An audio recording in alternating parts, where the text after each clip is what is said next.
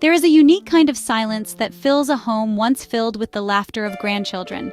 It's a heavy, deafening quiet that settles into every corner.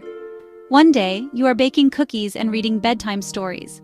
The next, you are staring at a telephone that never rings. This is the reality for too many grandparents across this country. They are living in a nightmare they did not create. The joy has been stolen from their lives. The toys sit untouched, gathering dust. The photos on the wall are frozen moments from a life that feels like it belongs to someone else. This isn't just sadness. It's a deep, gut-wrenching grief for a loss that makes no sense. Imagine waking up every single morning with one question on your mind. Are my grandchildren safe? You wonder if they are happy, if they are scared, or if they even remember you. This uncertainty is a form of torture. It eats away at your peace of mind. You replay every memory, searching for clues you might have missed. But there are no clues because you did nothing wrong. You were the safe harbor, the source of unconditional love. Now, you are treated like a stranger. The emotional toll is immense. It affects your health, your marriage, and your will to face each day. It's a wound that never gets a chance to heal. The pain of this separation is unlike any other. It's a living bereavement. Your grandchildren are out there, somewhere, but they are completely out of reach. You are erased from their lives by a system that is supposed to protect them. You miss the big moments like birthdays and first days of school, but you also miss the small things. The silly jokes, the tight hugs, the way they would run to greet you at the door. These are the precious threads that weave the fabric of a family. When they are cut, the entire tapestry unravels, leaving behind a hole that can never be truly mended.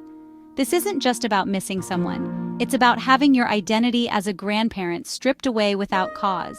You are the keeper of family history, the bridge between generations. You are the one who provides stability when parents struggle. But false allegations and a broken system can shatter that role in an instant. You are left feeling powerless, invisible, and heartbroken. The silence in the house becomes a constant reminder of what you've lost. It's a daily battle to hold on to hope when the world you knew has been turned completely upside down. It's time to get real about this crisis. We did everything right. We provided a loving, stable home. Our background checks are spotless. We have never had so much as a speeding ticket. Yet, when the system got involved, we were pushed out. Our calls for visits were denied without explanation. We were told it was not in the children's best interest, a vague phrase that offers no comfort and no answers. We begged to just see them, even for an hour in a supervised setting. We just wanted to let them know they were loved and not abandoned. But every request hit a brick wall. The system designed to protect children was actively severing their most vital connections. Think about that for a moment. Grandparents, who are often the first line of defense for a child in crisis, are blocked from helping. We offered to take the children in. We had beds ready, a safe environment, and arms open wide. Instead, they were placed with strangers in the foster care system. The logic is baffling and cruel. Why would you deny a child the comfort of family? Why would you inflict more trauma by isolating them from the people they know and trust? It feels like the system is working against itself, creating more problems than it solves. It's a frustrating and illogical process that hurts the very children it claims to serve. Our attempts to communicate were met with silence or bureaucratic runaround. We sent letters, emails, and photos for the children. We never knew if they received them. We were told we couldn't have updates on their well-being, their schooling, or their health. It was like they had vanished. This complete information blackout is inhumane. It creates a breeding ground for fear and anxiety. As grandparents, we were left to imagine the worst. Are they confused? Do they think we left them? This lack of information is a weapon, and it is used to keep loving family members at a painful distance. The message we received was clear. We were not considered family anymore. We were an inconvenience to the process. Our love and our history with our grandchildren meant nothing. The system put up walls so high and so thick that we could not get through. It didn't matter that we were safe, willing, and able. The process itself became the punishment. We were shut out, and the children were left to navigate their trauma without the familiar comfort of their grandparents. This isn't protection. This is systemic failure, and it is breaking families apart every single day. The frustration of dealing with Child Protective Services is a story I hear far too often. It's a maze of unanswered phone calls and unreturned emails. You leave message after message, your voice filled with desperation, only to be met with silence. Each day without a response feels like an eternity. You are a grandparent, desperate for information about the children you love, but the very agency tasked with their care treats you like you don't exist. This isn't just poor customer service, it's a complete disregard for the emotional well-being of the family. The lack of communication is not just unprofessional, it is cruel. You are told there are court hearings, but you are not invited. You are not allowed to speak. You are not even given a summary of what happened.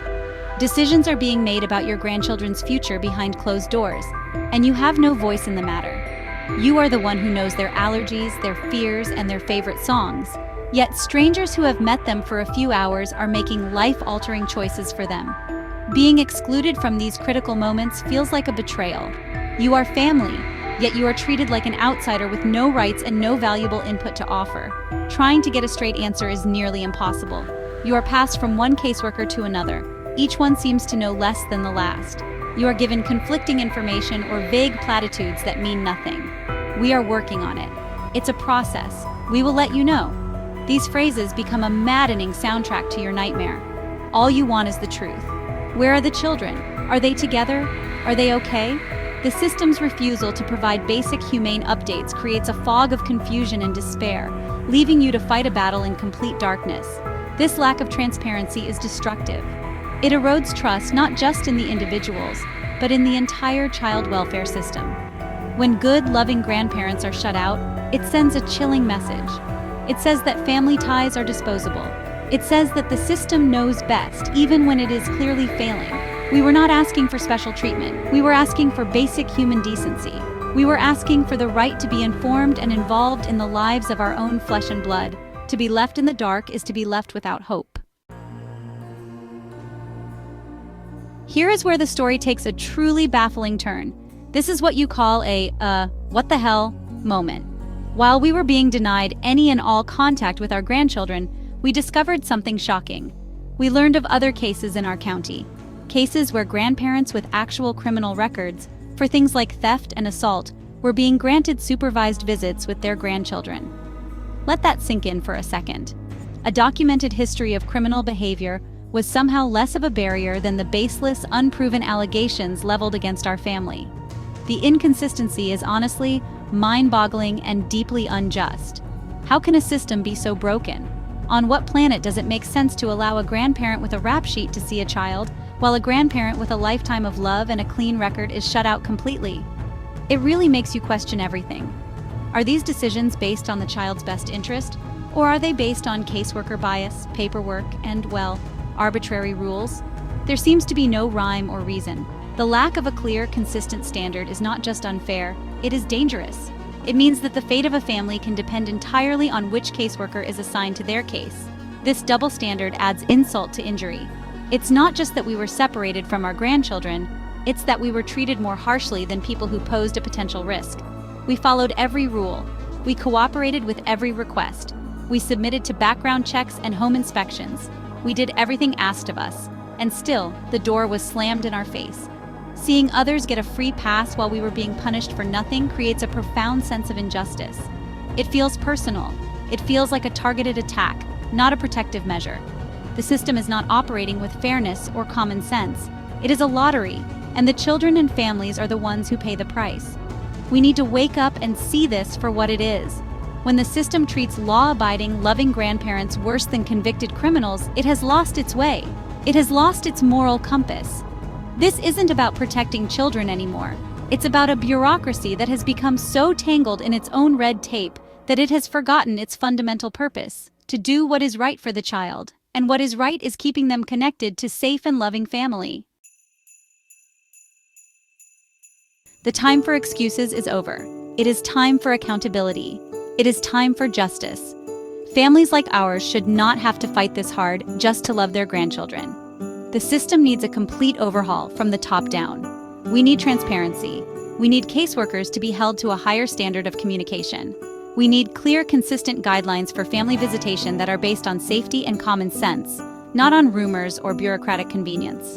Loving grandparents should be seen as the greatest allies in a child's life, not as enemies to be kept at bay. This is not a radical idea, it is a fundamental truth. We need to inject compassion back into child protection. These are not case numbers. They are children. They are grandparents. They are families whose hearts are breaking. Every decision made should be filtered through a lens of empathy. Would you want your own child or grandchild to be cut off from their family? Would you want to be left in the dark, worrying every second of every day? If the answer is no, then we must demand a system that treats every family with the dignity and respect they deserve. Let's stop traumatizing children in the name of protecting them. Our story is just one of thousands. All across this nation, grandparents are crying out for help. They are fighting lonely, expensive, and emotionally draining battles to stay connected to the children they adore. They are a silent army of broken hearts. We need to give them a voice. We need to support organizations that advocate for grandparents' rights. We need to tell our elected officials that the current system is unacceptable. Change does not happen in a vacuum. It happens when good people stand up and say, "Enough is enough. This has to stop." I am asking you to be one of those good people. Listen to these stories. Share them. Support the families in your community who are fighting this fight. Let them know they are not alone. Our hope is that by shining a bright light on this injustice, we can spark a movement toward a child welfare system that is fair, transparent, and truly dedicated to keeping families together whenever it is safe to do so. Let's fight for a future where the laughter of grandchildren is never silenced by a broken system. Let's fight for family.